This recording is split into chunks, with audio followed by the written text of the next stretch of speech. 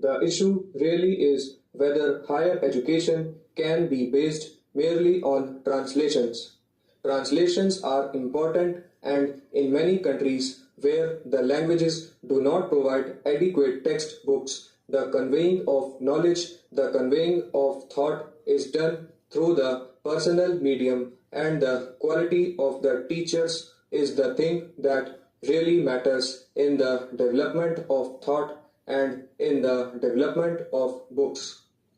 Therefore, while I strongly support the idea that there should be a concerted policy for translations and for the production of books on every subject, I do not know whether it would be possible for me to vote for a committee at this stage for this purpose when various organizations are already functioning, including the National Book Trust and the various academies which exist and which are backed not only by the state governments but to a certain extent by the central government also.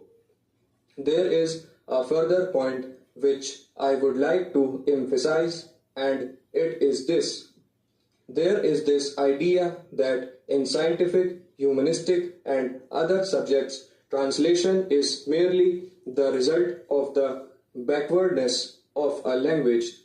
The Honorable Minister for Scientific Research and Cultural Affairs has just now pointed out the number of translations that have taken place into the English language. From every language, books are translated into English, French, German, Russian, and so on.